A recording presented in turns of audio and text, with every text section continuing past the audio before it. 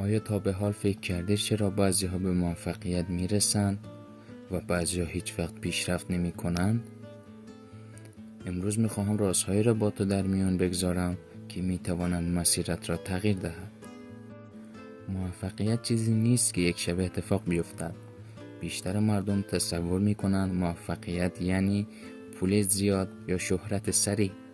اما حقیقت این است که موفقیت واقعی نتیجه تلاش‌های کوچک و مداوم است که هیچ کس آن را نمی‌بیند. وقتی کسی به اوج می‌رسد، پشت صحنه هزاران بار شکست خورده، ناامید شده و دوباره برخاسته است. شاید فکر کنی اگر یک روز تمرین نکنی یا پروژه‌ای را رها کنی، همه چیز از دست می‌رود. اما موفقیت یعنی ادامه دادن، حتی وقتی هیچ کس تشویقت نمی‌کند. وقتی دیگران خستند و دست از کار کشیده اند، تو یک قدم دیگر برمی‌داری. وقتی همه می‌خوابند، تو یک ایده جدید را امتحان می‌کنی. موفقیت یعنی مسئولیت پذیری، یعنی قبول کنی شرایط امروز تقصیر هیچ کسی نیست. تنها کسی که می‌تواند زندگیت را تغییر دهد خودت هستی.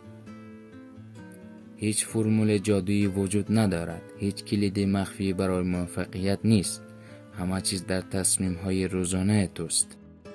فراموش نکن، شکست بخشی از مسیر است. هر بار که شکست می‌خوری، در حال یادگیری هستی. آدم‌های موفق اشتباه نمی‌کنند. آنها اشتباه‌ها را به درس تبدیل می‌کنند. و در نهایت موفقیت به شجاعت نیاز دارد.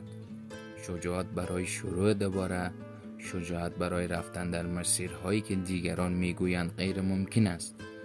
موفقیت یعنی با ترس‌هایت روبرو شوی و باز هم حرکت کنی. پس امروز همین حالا یک قدم کوچک بردار. هیچ کس جز تو نمیتواند مسیر زندگیات را بسازد و اگر میخواهی یک قدم جلوتر بروی و با من در مسیر رشد و موفقیت همراه باشی، حتما کانال را سابسکرایب کن تا ویدیوهای ارزشمندی را از دست ندهی.